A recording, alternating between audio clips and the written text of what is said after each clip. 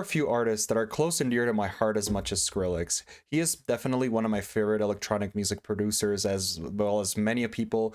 I feel like Skrillex has touched a lot of our lives in many ways, and it's been a while since his last album. I feel like his last one, without counting the Jack U album with Diplo, was 2014's Recess, and everybody's been waiting for the Skrillex albums. He's been teasing them for a while, a couple of years back. He's been working on these albums and like preparing a lot of new songs and just kind of like teasing, releasing like things here and there. But this year, 2023, we were greeted by a very pleasant surprise. The very first day of 2023, he released this teaser video, which is very vague. It had like a lot of like snippets of songs, and he basically revealed later on, like a couple days later, that he was definitely going to release his albums this year. And we just didn't know how soon it was going to be. So today I'm going to review the first one of these two albums, which is Quest for Fire.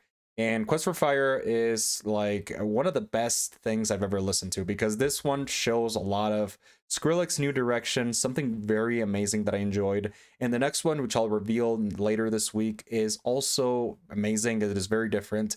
But first, we'll focus on that one later, and don't get too close. First, let's go on Quest for Fire, because there's a lot to dissect on this album. A lot of great songs, a lot of great ideas that are finally seeing the light of day. And this one just fills me with so much happiness, because I've been following Skrillex for a while, watching his evolution as an artist from the very beginnings in dubstep, and now this like very talented multi-genre producer that we everybody know and love. So without further ado, let's go into each song of Quest for Fire, starting with the singles he released.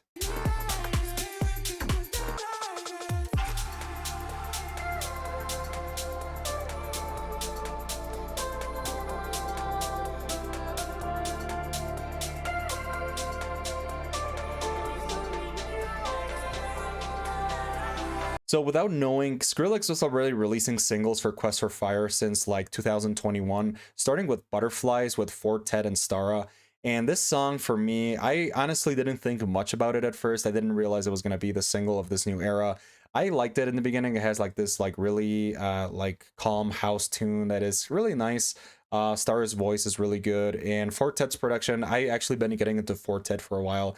And I gotta say, it works really well with Skrillex. I feel like this song is really good, and it just really shines in its own way. But the next song that he released was Too Bizarre with Swai Lee and Sick Brain. And this song, I think it was much better than Butterflies. I feel like this one kind of like also cemented like Skrillex's new style of production, his new like songwriting style.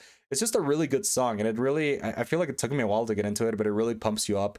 Swai Lee's voice is really good as always, and Sick Brain's like backup vocals are really good. It adds like an extra layer of like intensity to the song that works really well. I've enjoyed her work really well in a couple of new songs. I like her song with Keizo, but I feel like this one it shines really well. I feel like the song is really catchy. It really makes you want to dance, and I feel like it really does set the tone for Quest for Fire. And so without further ado, let's go into the next song too, which is really good. It is Supersonic, My Existence with Noisia, Josh Pan, and Dylan Brady.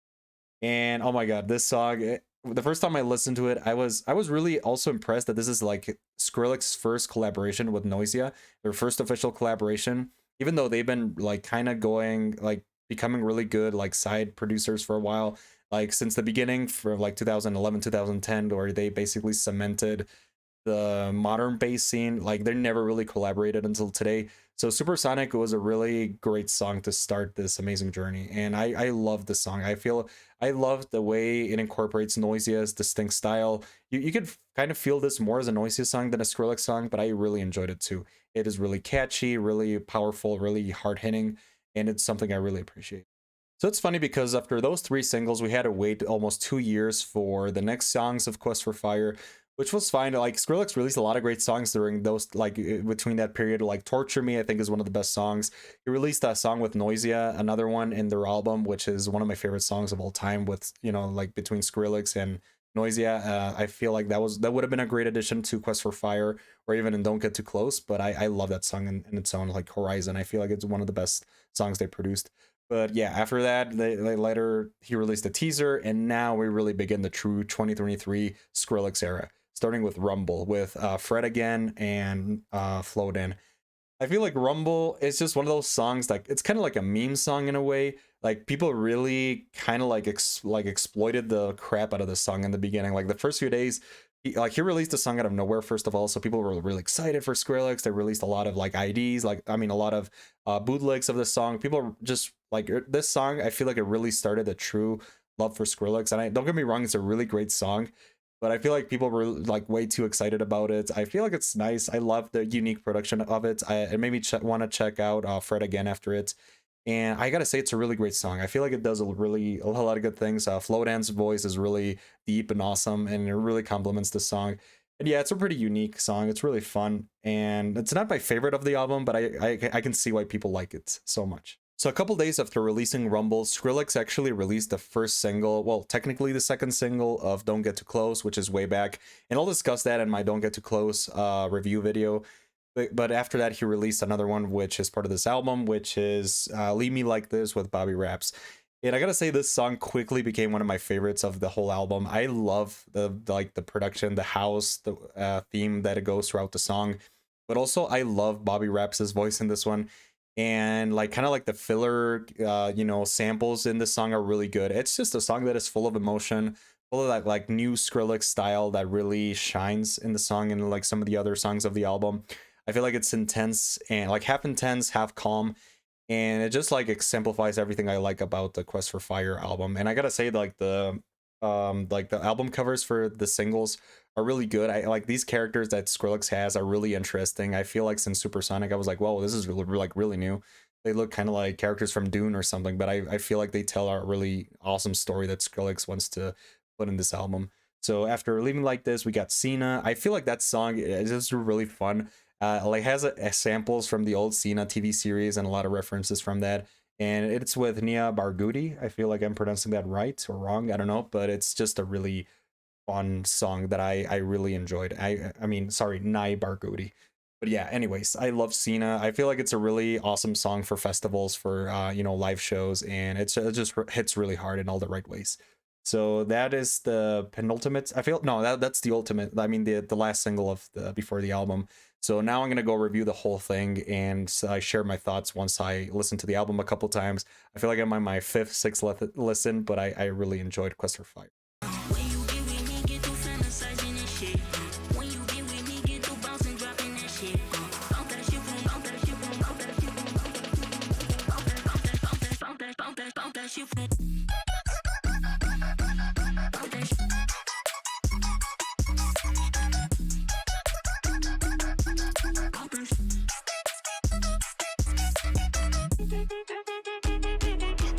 So this album, I gotta say, is pretty diverse. It has a lot of really awesome IDs that Skrillex played, especially like in his basement set that I thought was amazing. And once I listened to the whole thing, I gotta appreciate a lot of the collaborations a lot. I feel like this is a product that he put a lot of work and passion into it because it really, really shows. So now let's go over each song, and starting with Leave Me Like This, which is a great start to the album. Then Ratata with Missy Elliott and Mr. Royso. I feel like this song was really entertaining. It's just really fun to listen to the first couple times. I loved it. And then we go into Tears with Joker and Sleepnet. And I gotta say, this is one of the most creative songs I listened to. I listened to the IDs a couple times for this song, and it's really creative the way they use like that, like light piano key, like one of the highest piano keys. It just like really adds a cool layer to the song, and I really like the ending, like the second half. It's just a really moody song that has a lot of atmosphere to it. And yeah, so Tears is really amazing. And then it goes into Rumble, then Butterflies. And now we get into the next one, which is Inhale, Exhale with Aluna and Keto. So this song also, it took me a while to get into it, but once I really listened to it a couple times, I really appreciate it. And I feel like with Tears, it's a really atmospheric song. It has a lot of really great creative production elements that are just classic Skrillex, just experimenting. And I just really enjoyed it. I like the lyrics, which were like really funny in a couple ways. But yeah, Inhale, Exhale, it's also a really good song in the album. And a street I know with Ellie Kessler. I feel like it's also like a really good song. It's one of my least favorite songs in the album, but I still feel like it's really good. I feel like it's really calming and really creative, also in the classic Skrillex way. So yeah. Anyways, that goes into Cena. Then we got a VIP for Too Bizarre, which is called Juke, the Juked VIP for Too Bizarre. And I gotta say, I feel like the song is kind of unnecessary in the album. I feel like it would have been better to include the original Too Bizarre, but I still liked it. I mean, it's kind of like a more housey VIP of the same song. So yeah, not much to think about there. It's just, I guess it's good for festivals, good for, you know, having more variety in Skrillex's catalog, but I enjoyed it. Then we got Hydrate with Flodan, Beam, and Peekaboo. And it was really awesome to see a Peekaboo collab because these are really good bass artists. But I gotta say, this song didn't really get to me. I feel like it's my least favorite song on the album, but I still enjoyed it when I listened to the whole album from beginning to end. But I feel like I don't know, I feel like Flodan's voice like shines a little bit more in Rumble. It has kind of like the same feeling, like more experimental, more like hard song. But I feel like Rumble does it a way much better. So after that, we get an interlude called the Warp Tour '05 with Pete Wentz, and this one was really fun because I liked Sonny Moore's career since all the way from before Skrillex. He was actually the lead singer of a band called From First to Last, so it's a post-hardcore band, but it's really good. I highly recommend it. And this interlude is really nostalgic because it kind of has like an interview with Skrillex, who was back then the singer of this band, and it's just really fun to listen to. Blaring out with Eric Blair Show. We're backstage at 2005 Warp Tour with Pete of Fall Out Boy. What up? And Sonny from First to Last. Yeah! And I feel like nostalgia is one of the themes in both albums, like Don't Get Too Close and Quest for Fire. It's a really strong theme throughout the album, and it kind of like shows the mix between the past and the present. And the more you understand Skrillex's story, like the hardships he has endured in the last couple years, and how like the work he put into this album, it really encapsulates all of this. And it's just really a really good, you know, leading into the next song, which is Good Space with Stara. And of the new songs in the album, this one was probably my favorite because it's just a really, I feel like it's a great song that combines the best of old Skrillex and new Skrillex. It has a really powerful emotional drop. It has really, it's just a song that you can listen to over and over again. It's just really good. It reminds me of like the show tracks from 2019, and it's just really enjoyable. I feel like this is my favorite song, definitely one of my favorites of Quest for Fire. It's just really good. So yeah, it's Good Space, and then leads into Supersonic, original, not VIP. VIP one is in the Noisia album. This one is the original. It's really good. I like this one. So yeah.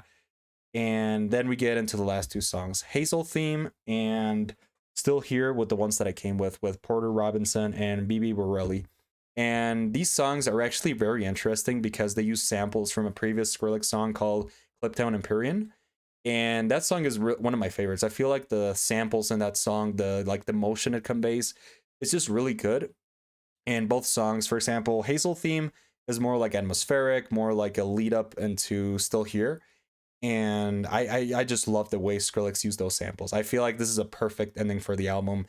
And Still Here, it's just magical. I feel like if you listen to this song, if you like Porter Robinson, you're really gonna appreciate the heck out of this one. It's a perfect way to end the album. It carries a lot of emotion, and if you're familiar with Skrillex's story, the way he puts all these elements into his music, I feel like you're really gonna enjoy this. So yeah, anyways, I feel like this album really encapsulates everything I love about Skrillex. I feel like overall, the feeling it gives, the emotion, it just works really well as an amazing work of art. And also the album cover is really badass. It's just like this, like, what are the characters that Skrillex has? Like the character from Supersonic, like this like giant deformed horse that it has like a skull on it, and it's really powerful. I gotta say, it's really fire. Like the album's name really works well. It's definitely a quest for fire, and I gotta say that, yeah, like he really found it, because this is just shines in every way. So yeah, anyways, those are pretty much most of my thoughts on Quest for Fire. If you like Skrillex, even if you like electronic music, like experimental stuff, you're really gonna enjoy this.